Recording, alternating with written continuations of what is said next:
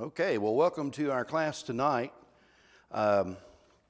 We started last Wednesday night a new study since we finished the Kingdom Come study of 1st and 2nd Kings at the end of the year. So the new year, we're still in the middle of a teaching quarter. We have 2 months left in this teaching quarter. So I put together a series of lessons. I introduced that to you last Wednesday night.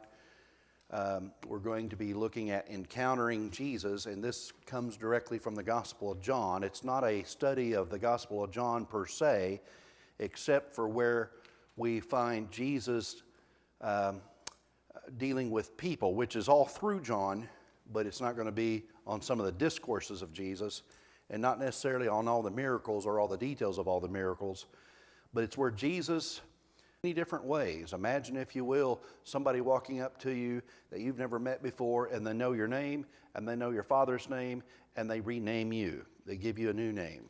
That's an encounter that would be interesting. How many people have washed your feet before? That's an encounter. That's up and close. That's a close encounter of a special kind, right? And there's so many different ways in which Jesus or people encountered Jesus. Imagine if you were just minding your own business, going about your daily routine, and there in the middle of your day, interrupting you is this man asking you personal questions about your family life. That's Jesus. And so what we see is people are affected every time they met Jesus. Some were not always affected in an optimistic way, though. Some treated Jesus with spite. Because of jealousy, blinders, all the kinds of things you and I could think of as to why people reject Jesus even today happened in the first century as well. So I gave you a handout last week. Disregard that. I've enhanced it, and it's included in your packet tonight. So what you have is actually the title page. If you turn, you'll see a table of contents. And let's stop there for just a second to demonstrate how I've broken the classes up. We have 8 weeks. We're going to be jam-packed. I'm going to be really running, okay? Session 1 was last Wednesday night. Tonight and through the end is all words that begin with the D. Discovering Jesus in the first 3 chapters. Defining Jesus. Deconstructing Jesus. That's what the Jews were trying to do. Discounting Jesus. Disbelieving Jesus. Distancing Jesus, keeping him at bay, and then finally devoted to Jesus. I told you last week we would not do an exhaustive study of every single encounter, and that is true. We're not looking at an exhaustive study, but I also told you last week we would pick about 7 of them, and that's untrue. The further I went into this, it was like going down the garden path that just kept opening more and more doors. And so I felt necessary that, you know what, let's give time. We may highlight 1 or 2 in each night and not give equal time to every encounter, but let's at least have a word or 2 in on each one of these encounters. I figure if I could do maybe 5 minutes on each one, we'll get through okay. And I know when I say 5 minutes, that's going to be basically 10 minutes each, and we'll be 20 minutes over, but that's fine. So notice that the next page over, page 3, has a section in here that we did not discuss last week.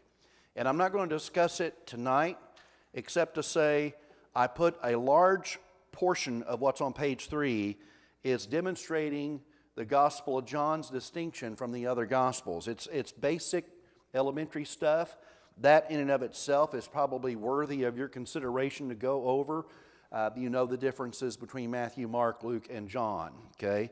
That's what that's for, and so I wanted to include that because I wanted to kind of explain why we go with John on the encountering with Jesus. And the bottom line is this.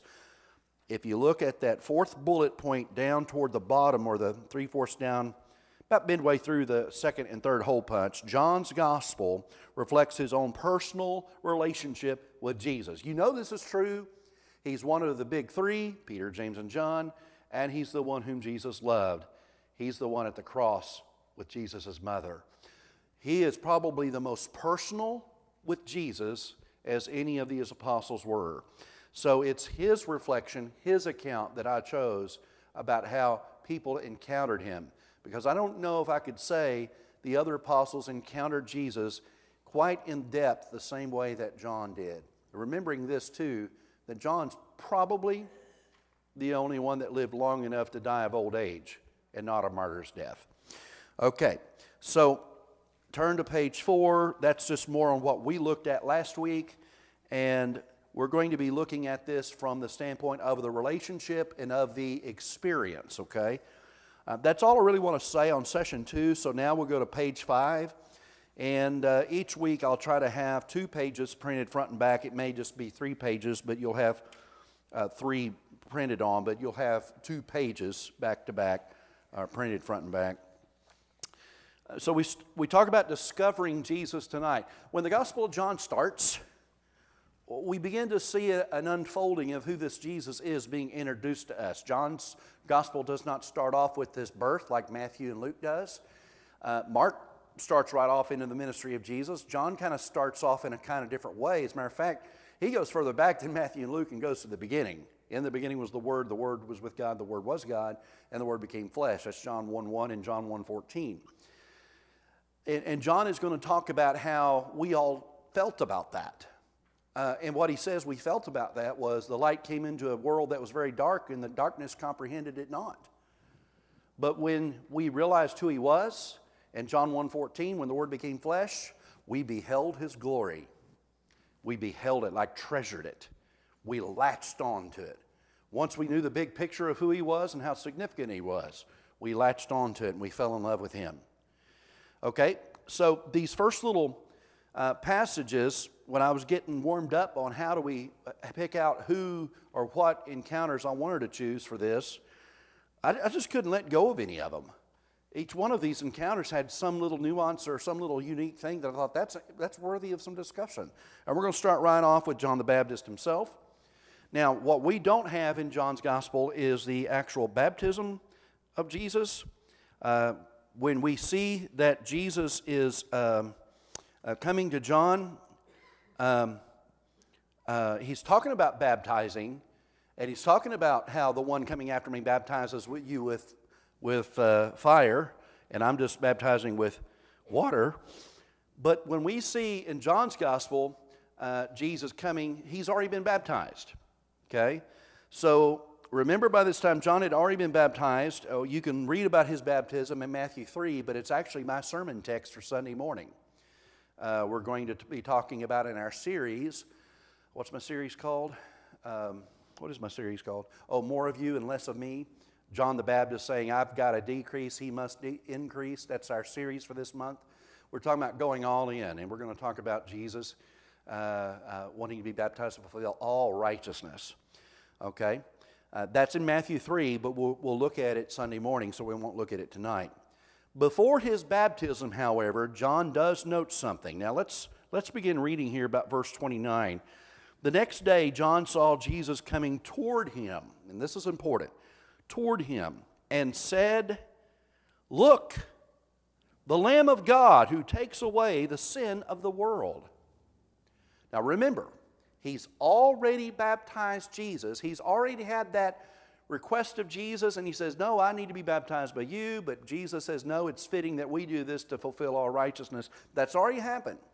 But this day, he says, there he is. I've been telling you about that one right there.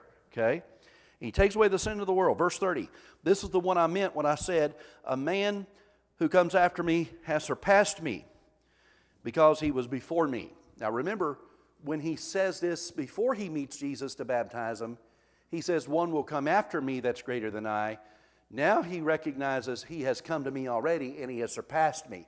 So it's the difference of somebody's coming that's going to pass me up, and now he's already passed me up. Does that make sense? In verse 31, I myself did not know him. But the reason I came baptizing with water was that he might be revealed to Israel. I did not know him is kind of interesting. He says this twice. He says this also in verse 33. I myself did not know him. They're cousins. They're cousins. But he had not met. Now, true, they had met there was, I think it was Jerry, were you the one to ask me this question the other night? Remember when Mary visited Elizabeth and the baby kicked in the womb and there was this recognition, hey, there's a baby in her womb too, Well, okay, they met kind of that way, but, they hadn't seen each other's faces. So he knew about him, he knew of him, he knew the significance, but he's saying, I have not known him. Okay? I just find it interesting that in this scenario, it says Jesus is coming toward him, but there's no recorded dialogue between the two of them. If I'm approaching Jim over here, and I haven't seen him in a long time, and a while ago I spoke to him, but what if I just saw him and I walked up to him and just kind of went on like this, gave him the cold shoulder? Not that Jesus is giving the cold shoulder, but there was no recorded engagement. No, I missed you. I might have, I could have gone the route of evil eye, and he would have gotten the message because he hasn't been here in a while. Okay? That's just, but there's no recorded dialogue there. I think that's interesting. We're going to see in a moment where Jesus passed, come towards John. Anyway, we'll go on with it. Says, I didn't know him. Verse 32, then John gave this testimony, I saw the Spirit come down from heaven. See, he's saying, I remember when I baptized him. I saw that. And the dove remained on him. And I myself did not know him, but the one on whom you see the Spirit come down and remain is the one who will baptize with the Holy Spirit. I have seen and I testify that this is God's chosen one.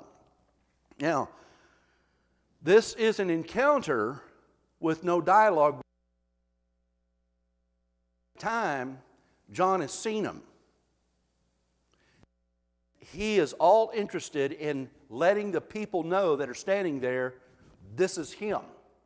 And I can testify this is not just him, this is the one. Okay? Discussion questions are here. Turn to the wilderness. Does it seem that when you read the Gospels that the public ministry of Jesus kind of starts it always seems to start with he's baptized. And then he begins. As a matter of fact, what happens immediately after his baptism? Huh? Oh, well, I did say immediately. Not soon after. Yes, the temptation. Preaching. Hey.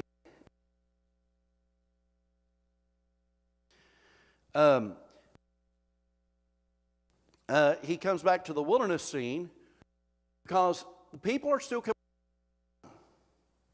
And if John says, I need to get to where people have the opportunity to be pointed to me. That's kind of my answer to that. Anybody else on one? You think there's no record of any dialogue between John? I think maybe he didn't want to influence anyone out there.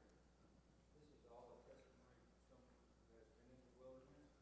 Okay. Never did see Jesus. This is the first time he was everything. Yeah. And so Jesus didn't really need to say, he ain't back at 105. Yeah.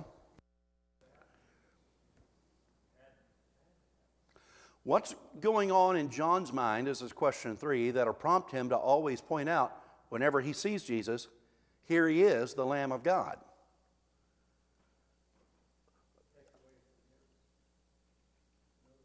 Yeah. There could be a plausible answer here. Anybody here related to someone famous? I know who she has in mind.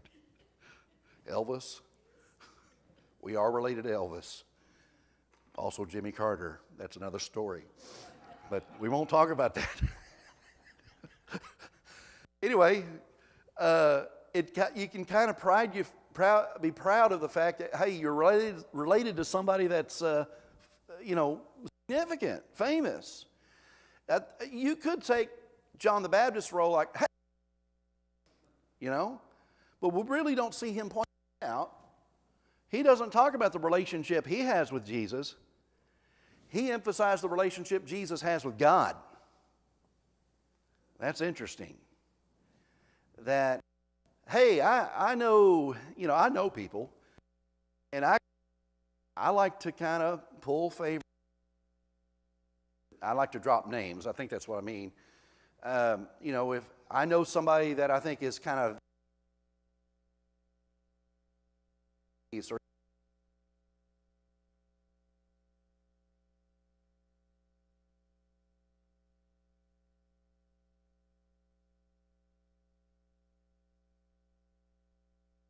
might be. Why did John call him the Lamb of God? That's a word picture, isn't it? Yeah. Well, we know that. And we might not connect as well as maybe that audience that's coming out to John. We might not connect to it as personally as those people would have. Although we know it from retrospect. We know because of our study of Scripture. They know it because it's their heritage to have sacrificed lambs. And I've not sacrificed a lamb lately. There's a little different connection maybe when you realize that this wording is really connecting to the audience there in a different way than maybe to us. They would understand that to mean, what do you mean, the Lamb of God? That would bring to their mind the sacrificial system, not just another one of the 100 or so titles Jesus has, like Lion of Judah, King of Kings, Alpha, Omega, but it would bring a very strong relevance to what he's implying by this. Because this is really just code for Messiah, Son of God. Okay. What other question? For John to say he and Jesus had never met before. I think when I was writing this question, I just felt like he doesn't want people to ride on his personal connection to Jesus. This is my cousin, because that would be kind of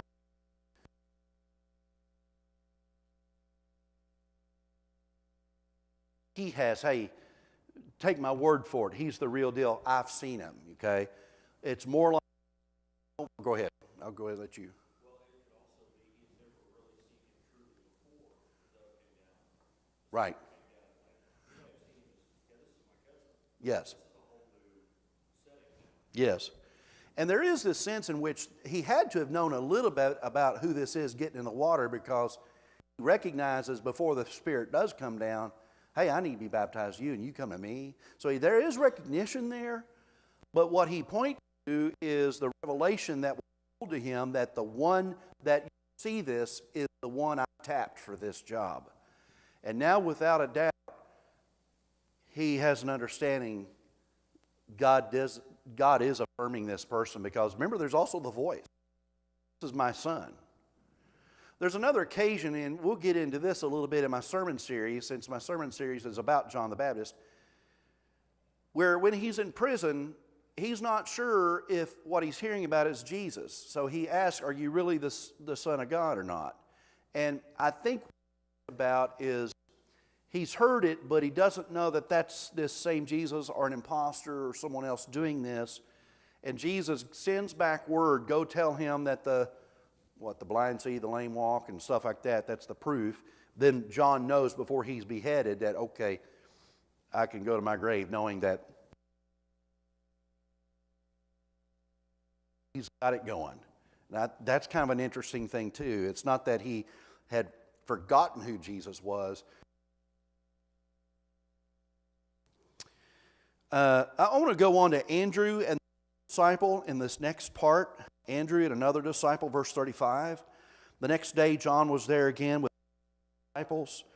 He saw Jesus passing by And he said, look, the Lamb of God. Same thing as the day before. This is the very next day. Say this, and they Jesus. Turning around, Jesus saw them following and asked, what do you want? Hey, what? Me. But that question is asked of me, it's more in the tone of, what do you want? You know. And they say what? Well, they address him as rabbi, meaning teacher. That has not been established, but they are claiming that title from here on, rabbi. They're enrolling in class is what they're doing. And they want to know, Rabbi, where are you staying? What does he say? Come and see. And, or basically, why don't you come find out if you're interested? And they spend the day with him. And it's 4 PM. They spend the day with him. How excited do you believe John the Baptist is each time he sees Jesus? This is 2 days in a row now. Look, there he is again. Feel like he's excited, don't you? Right. What prompts Andrew and the other disciple to just follow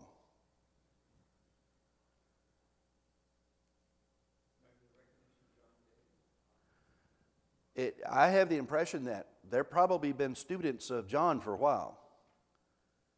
And they believe him to be a credible witness. And based on his testimony, when they are now directed by their mentor, they take his advice. But he did say, where is it you live? Yeah. It did reveal that. Yeah, you're going to have to come see. If you really want, if you're going to enroll in my class, it's the age of discovery, isn't it? I'm not going to just tell you. I was told, or it might have been one of the sages that I had, really respected.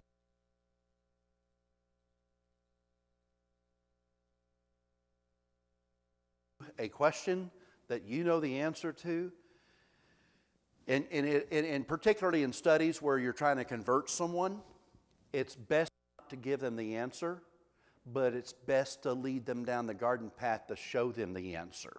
Y'all agree with that? I mean, you think that's an effective method?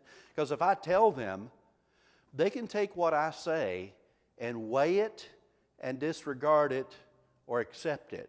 But if I show them and they see it for themselves, now on one hand I might think, I'm going to impress them that I know this answer. And I may say, well, it's this, and here's the verse for it. The buy-in to is not nearly as effective as if they have seen it and actually have read it for themselves. You read this.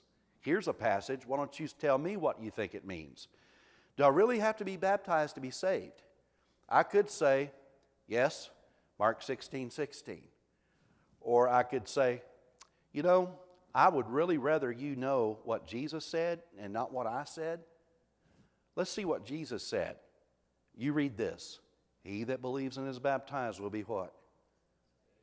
So when they reject it, if they do, and some do, they're not rejecting me. And when they accept it, they're not just buying it because of me, but because they read it for themselves. And I find there's longer lasting results and more effectiveness in being a disciple of Jesus when you've discovered it yourself. You want to know how to do something? I could tell you. I could say, well, you do this, this, and this. But it's much more effective if I show you and let you have hands-on and you do it. Sam, were you going to say something? Yeah. And that's the key word, you own it, or the buy-in to. That's the part where the ownership has to be there. Because it's your faith. I can't take faith and impart it to you. I like how Paul wrote to Timothy and said, I thank God for your sincere faith. It first dwelt in your mother and your grandmother and your mother, but it's in you, but it's your faith. It's not Lois's or Eunice's, it's yours.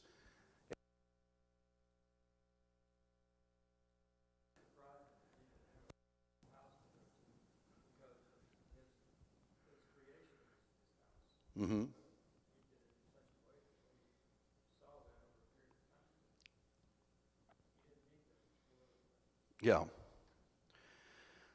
Yeah. I'm just watching time, trying to manage the clock a little bit, so I want to go ahead. I might have to miss questions. Let's go to Simon. His Andrew, Simon Peter's brother, was one of the two who heard what John had said.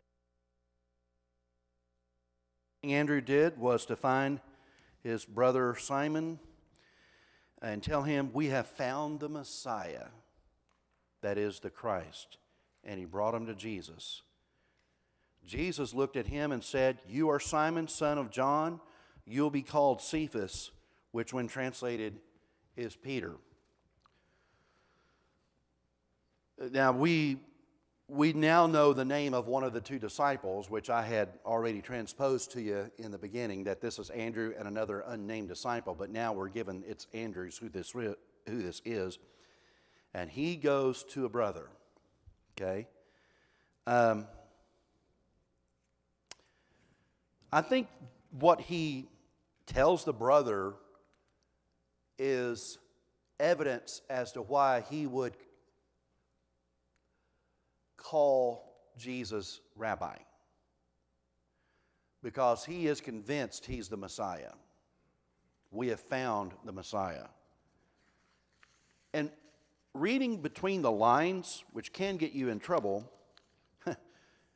it's almost as if he and his brother have had a discussion about the Messiah and what expectations of the Messiah they would have when they found him, and that maybe they had been looking or at least talked about it before. Their antennae are up looking for a Messiah.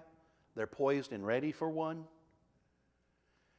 Otherwise, engaging him in a conversation like that, if there hadn't been a history of discussion about it before, it could just be that Peter or Simon's response is, "Okay, if you think so or you say so," or I'm busy right now, later, okay? But Andrew is convincing, and then when Jesus comes to him, this is the part about knowing your name and then changing your name. How would you feel if somebody that you never met before came up and did that? And here's Jesus coming up to Simon, telling him he knows who he is. And Jesus looks at Simon and says what he says there in verse 42. Here are some questions. What do we learn about from Andrew in this narrative? Yeah. I think the zeal and maybe the excitement and zeal are the same thing basically, but the interest level that John shows is also contagious to the ones he's been talking to, and now that he's linked them to Jesus and they follow Jesus, it's like they can't contain it either. It's contagious, and he wants to share it with his brother. I'd say that he and his brother are pretty close, wouldn't you? Well, we know they work together as fishermen. Okay, so I'd say that they're pretty close, and he wants to tell them. And when we see them next is when Jesus will call them to leave their fishing nets and to follow him, and I'll make you fishers of men. And everything is priming to that point. I don't think if you just come up to a person point blank without you having any clue who they are or what, when they say follow you, you're busy. You've got a job to do. You've got responsibility. I think this pump's been primed. And when he sees, or when Jesus identifies him, I think it's interesting that this is going to hook Simon. I also find it interesting, and I have this as question 5, compare and discuss John 1:42 with Matthew 16, 17, and 18. That's the passage where Jesus is telling them he's going to build his church. When he asks, "Who do people say I am?" Some say John the Baptist, some say Elijah, some Jeremiah, or one of the prophets. "Well, who do you say I am?" It's Peter that says, "You're the Christ, the Son of the living God." And Jesus says basically something similar as to what he said here in John 1:42. Simon, son of John. In Matthew, he says, "This has not been revealed to you by flesh and blood, but by my Father in heaven." Blessed are you. But I say to you, you are Peter, and on this rock I will build my church. I connect John 1:42 with the Matthew 16 passage. It kind of is like, remember that first meeting I had with you? Let's bring you back to that. I tell you, you're Simon, son of John. You already knew that. You've already told me that. You revealed it to me when nobody else could. In other words, I know who you are. Do you know who I am and what I'm about to do? That just makes that just a whole lot more colorful to me. Let's go to Philip and Nathanael, verse 43. The next day, Jesus decided to leave for Galilee. Finding Philip, he said to him, "Follow me." Guess what Philip and Andrew and Peter have in common? They're from the same town. And I'm wondering if maybe Andrew and Simon, while being with Jesus, has brought up the fact that we know some other people. Because this next day, when he decides to leave Galilee, and it says finding Philip, you can take that one of two ways. Is that serendipity?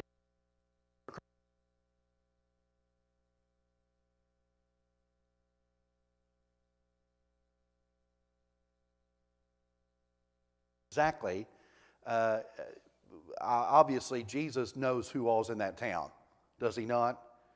He knows who he's going to pick.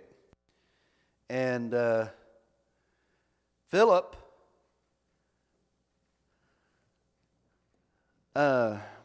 like Andrew, goes and tells his brother. What's his brother's name? Nathanael. This is verse 45. It says, Philip found Nathanael and told him, "We have found the one who Moses wrote about in the law and about whom the prophets also wrote, Jesus of Nazareth, the son of Joseph." Philip has Andrew's vision. What Philip doesn't have is a brother like Andrew.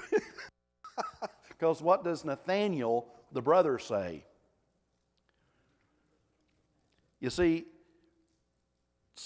Andrew doesn't mention this to Simon, that he was from Nazareth. We found the Messiah.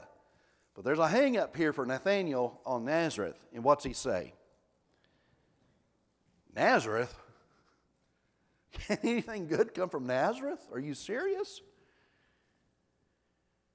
And then Philip says, "Come and see." See for yourself, in other words.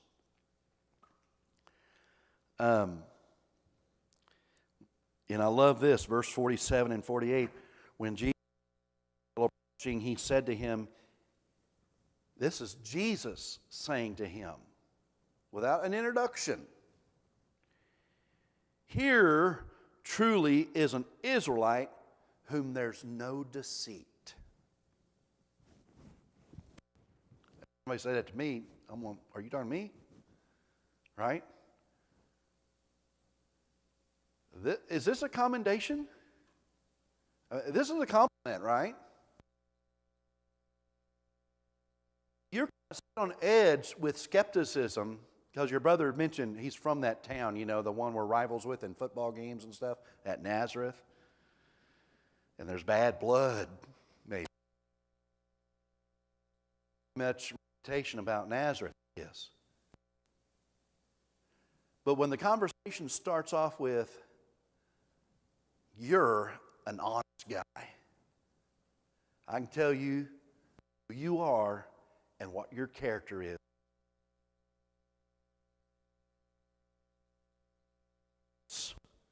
The skepticism, doesn't it? Well,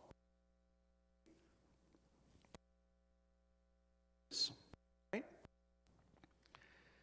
Nathanael asked, "How do you know me?" And Jesus responds this, verse 48. "For Philip called you." It's saying here, I didn't just know you because Philip said, "Here, come see my brother. His name's Nathanael. He'll want to talk to you as well." He's saying before that, verse 49, then Nathanael declared, Rabbi, don't forget that. Looks like he's enrolling for class 2, huh? You are the Son of God. You're the King of Israel. Whatever skepticism there was, it's just vanished away now. That's the kind of encounter Jesus had with people. So, questions might be, what do we learn from Philip in this narrative?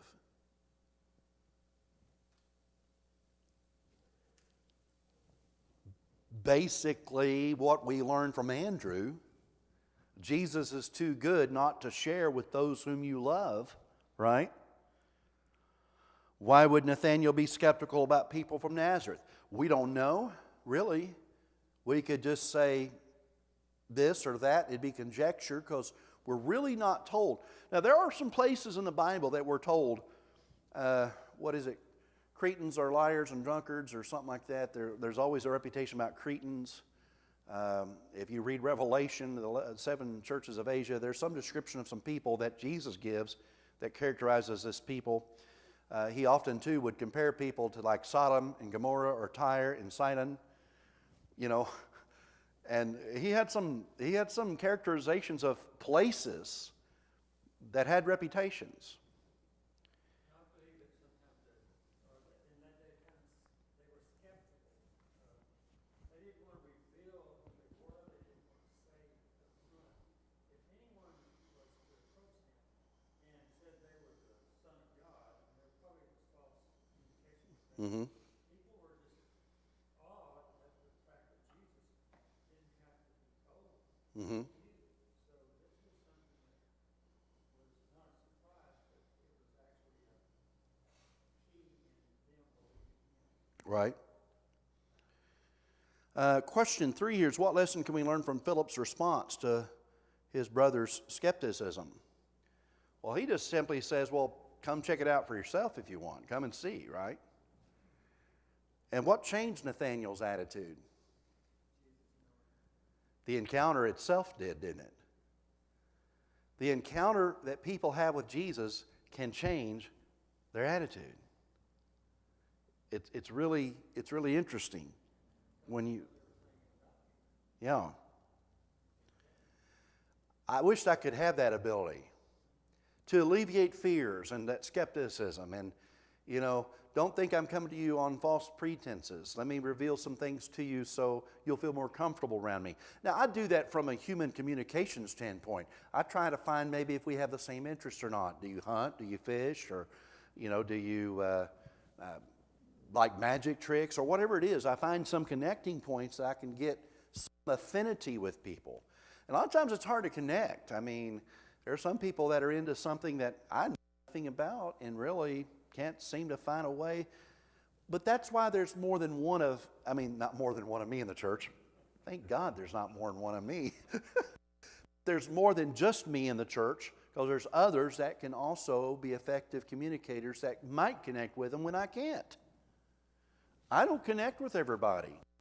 I'm a people person. I'm kind of an extrovert. I like to go out of my way even to initiate conversations. But sometimes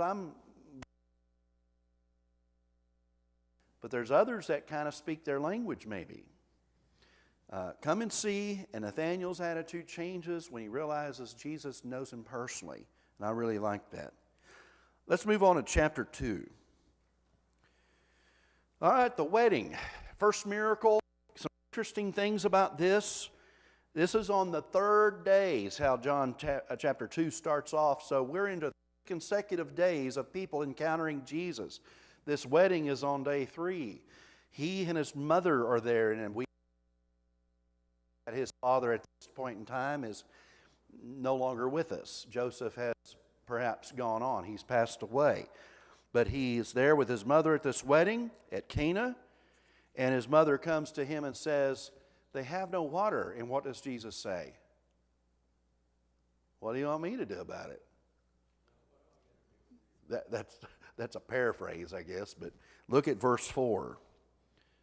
Woman, I recommend you don't call your mom by that term, or your wife. It's kind of an inside family joke there. Why do you involve me? And then he says, my hour has not yet come. That's interesting, isn't it? My hour has not yet come. Here's what's even more interesting. What Mary says next, what Mary says next, and to whom she's talking to, which is not Jesus. She's come to Jesus. They have no more wine. Woman, why involve me? It's not time for me yet. And she didn't hear him, and she tells the servants, do whatever he tells you do. And they do. And I can just, you know how hard it is to teach class when your own mother is sitting in class? It's like on his face and on his brow, I can almost imagine this. That hard-headed woman, I'm going to have to do something, aren't I? You know? And he says, go get those 6 jars over there that hold, and what is it, 20 or 30 gallons each? About, what, 8 pounds a gallon or so? That's pretty heavy. They go fill it to the with water. They take it to the, Jesus says, draw some out. And he tastes it. And he's impressed. And there's 2 things I think he's impressed about. Number 1, this is good stuff. Okay? This is good stuff. The second thing is, it's not like the person to bring out the best at the last. And there's kind of this implied thing that drinking wine, their taste buds become less and less sensitive to that flavor. And I'm only saying this because this is what Jeff's described it to me as. But you don't recognize the distinction between good wine and bad wine the more you've drunk. Does that make sense? That's just true. But here at the end, he says, you've brought out the best. You've saved the best for last. There's 2 things he's impressed about. And that's what he says to the bridegroom. Do you realize that this encounter with Jesus does not take place between Jesus and the bridegroom? The encounter doesn't take place between Jesus and the master of the wedding banquet. Who does the encounter take place with? No. The servants. The servants is who Jesus talks to. The servants is who Mary says, do what he says. And it says in the text that the master didn't know where it had come from. And the groom wouldn't know where it came from either. All he could just say is, well, thank you for the compliment. But he really has no clue. It's kind of like what happens after Christmas. Somebody comes up to me and says, thank you for that card, or thank you for that present. I have no clue what I got them, but Lex did a good job picking it out and writing that card. You know what I'm talking about, guys, right? Thank you. But it says also in the narrative, but the servants knew. They're the ones that put water in the jar. They're the ones that encountered Jesus that day. And here's some other point, and this is in your notes. Couple of things that are kind of interesting here. Last recorded words of Mary. Do whatever he tells you. That's interesting. No more do we hear from Mary as far as whatever she said. As a matter of fact, we never see Mary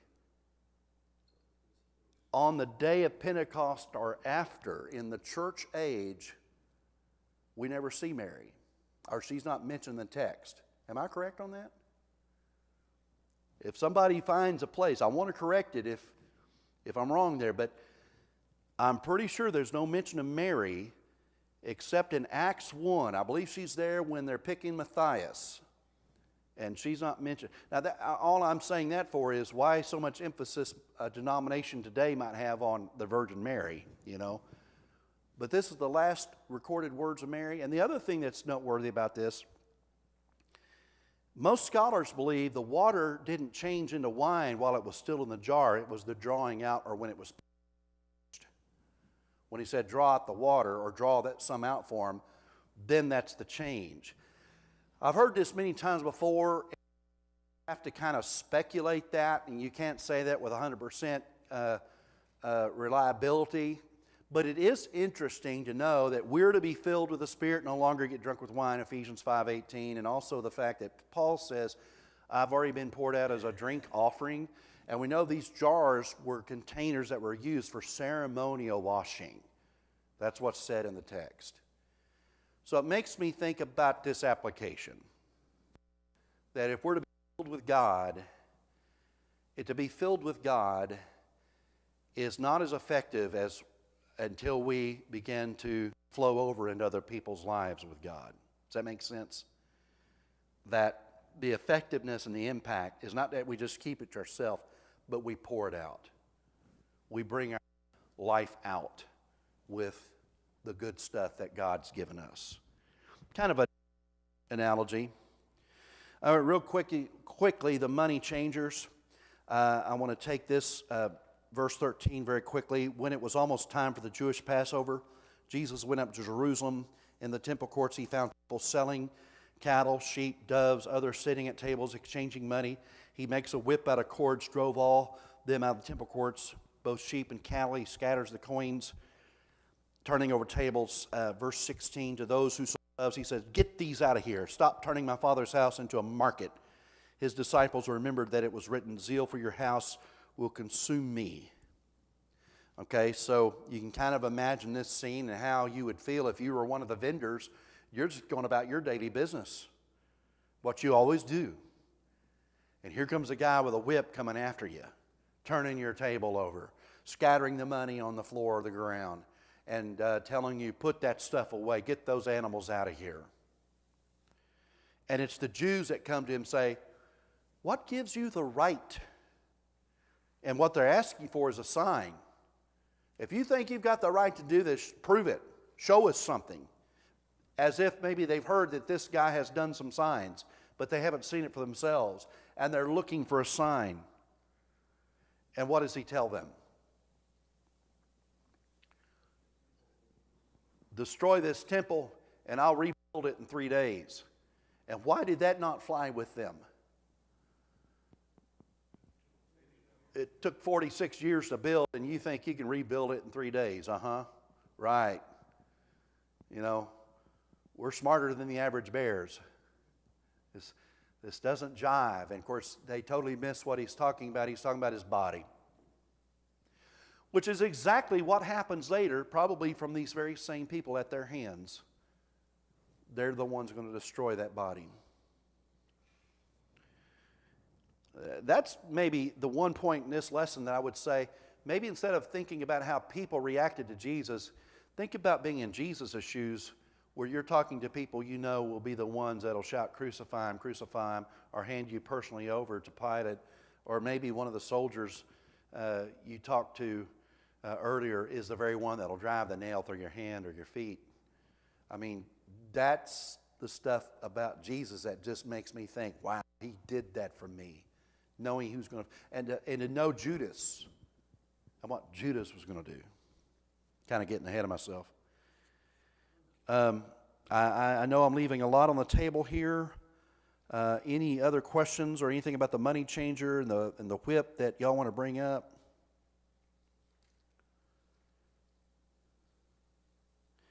Let's go to Nicodemus. Spend a little time there. John 3. A Pharisee, Sanhedrin council member, comes to Jesus at night.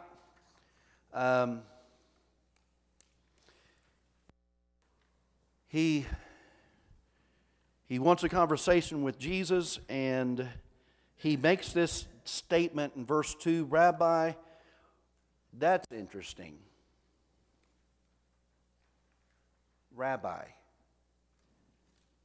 I think that the disciples are enrolling in class. I'm not so sure Nicodemus is. But it could be that he's asking, or he's wanting to start this conversation with what he's heard about Jesus and people are calling him a rabbi now? We don't know.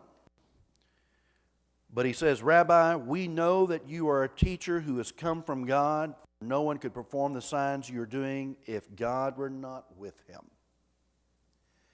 In other words, he's going to give a statement that affirms Jesus as Messiah. I'd like to believe that he's genuinely honest here.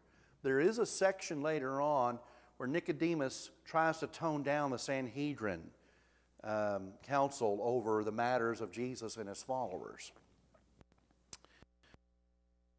Jesus does. He tells him he needs to be born again, and Nicodemus doesn't get it. It doesn't make sense how one could go through the birthing process at adulthood. And Jesus explains, I'm telling you a spiritual journey. You're trying to make it a physical journey, and there's major differences. But Nicodemus continues to struggle with this. Look at verse 12. And this is Jesus reprimanding him. He says, I have spoken to you of earthly things, and you do not believe. How then will you believe if I speak of heavenly things? Now there's a conversation in there that he gives about the Spirit, how that we know the Spirit moves. We don't see it, but we know it moves. Obviously, the world's most popular verse is in this, for God so loved the world. And we could read that whole section on down to verse 21. The thing about it too, he says, what Jesus says to Nicodemus is, you call yourself Israel's teacher, and you don't get this. That's kind of a of Nicodemus. I find that that's an interesting encounter. I love this passage. And of course, the great truth passage, what Jesus is declaring about himself. But the encountering part, why would Nicodemus want to come talk? Some suppose he doesn't want to be seen going to Jesus, because then he'll receive heat. What was keeping Nicodemus from understanding the spiritual nature of Jesus' conversation? Probably the same thing that keeps us from being spiritual when we ought to be and we're not. How many of you have either heard or maybe you've said in regards to some plan or activity of the Lord's church, well, we can't see ourselves doing that. Or we're too small. Or we're just a simple rural church. Or how about this one? I give this a lot, but, well, we've never done that before. Or this one. We've tried that before. Which is like the complete opposite, but both are used as excuses, valid, that we shouldn't do it again, or because we haven't done it, we should never start doing it. I find that interesting. Some of the best laid out plans die in a business meeting or an elders meeting because people are more focused on what we think we can see ourselves doing or not do. And that's walking by sight instead of faith. You agree? And there's a hang-up that we have. We're not much unlike Nicodemus. Even to the fact that sometimes we go in stealth-like mode sometimes. Hey, right here, we're among friends. We can talk about God. We can talk about church. We can talk about all these things that you and I all have like-mindedness on. But that coffee shop in the morning, I may see you, but I might not have the conversation with Sam as I would the night before at church. It's not wrong to have a different conversation, but why do we think we have to? You know? Well, the plausible answer to that question would be, what would others in that coffee shop think if we were talking religion all the time or about last night's class? And it's to go a little stealth-like. because we don't know what people will think. Here, we're not worried. I mean, I don't care what Jeff thinks.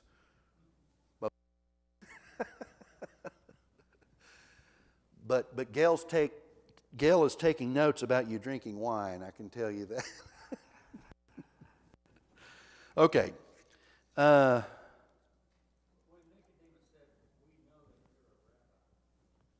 Well, he calls him rabbi. We know you are, what's he say? We know that you are. Oh, yeah, it is, because that's what rabbi.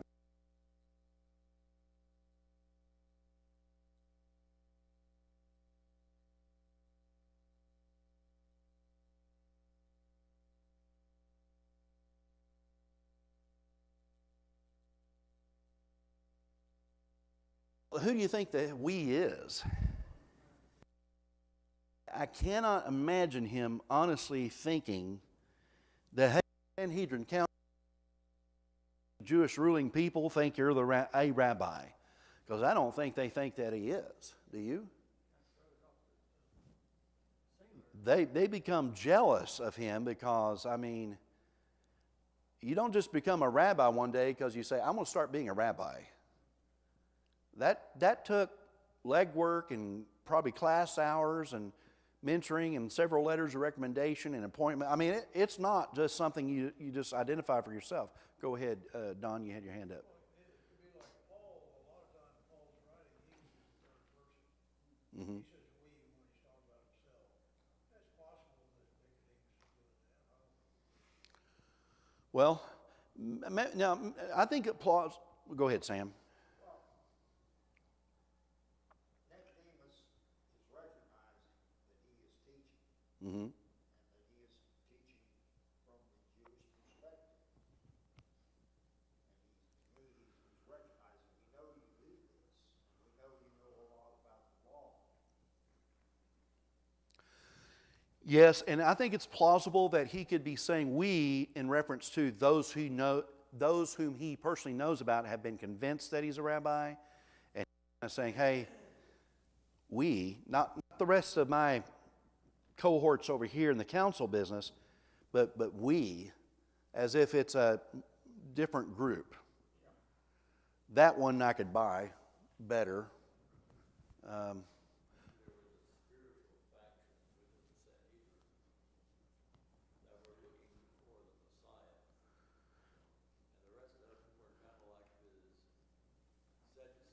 Mm-hmm. I was just going to bring up, I don't know for sure, I'd have to look at it. Do we have any proof or any indication that whenever the Sanhedrin is in the narrative, that whenever we see Jesus or later on Paul, who would quickly divide a group once he started talking about resurrection, because that's where the Sadducees would kind of check out and turn against. Do we know if the Sanhedrin was a representation of both Pharisees and Sadducees, and maybe even some Zealots or Essenes? I don't know.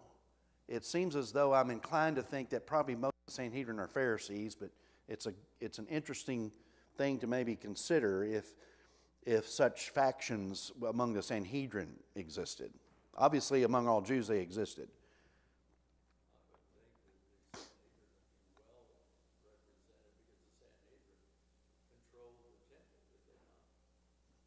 I'm assuming they controlled just probably about everything.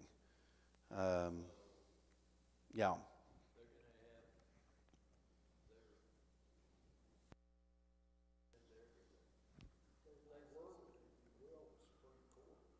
Mm-hmm. Yeah. They're the ones that'll, both for Jesus, try to put a stop to it, and for the early disciples in the first century, after Jesus is gone, try to put a stop to it.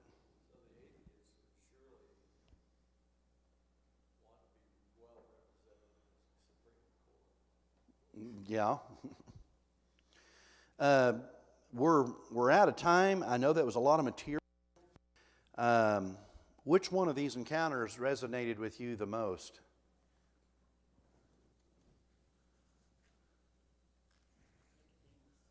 Nicodemus? Which one do you think was the most impactful? Which one of these guys, if you were to interview them, it's kind of like when you go into the People's Court, you remember that TV show, and after they come out, there's that Doug Llewellyn guy, or whatever his name was, that was interviewing, well, how do you think it went? Well, I didn't agree with the judge, or I really think he did the right thing. You know, it depends on whether you won or lost, right? But on these exit interviews, which one do you think would be the most impacted? Who? Peter? I went with Nathaniel in my mind, because he's most drastically impacted. Peter, of course, Andrew didn't reveal the Nazareth thing about it, but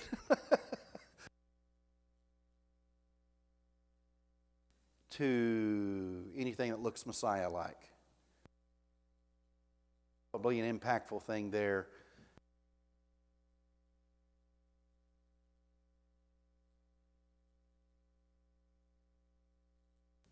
They knew where that water's from. Put the water in that water. And that, to me, is impactful encounter. Next week is defining Jesus. So we'll go with that. We'll go ahead and sign off. Hope you join us for Sunday, if you're able to, with our series of lessons on more of you, less of me.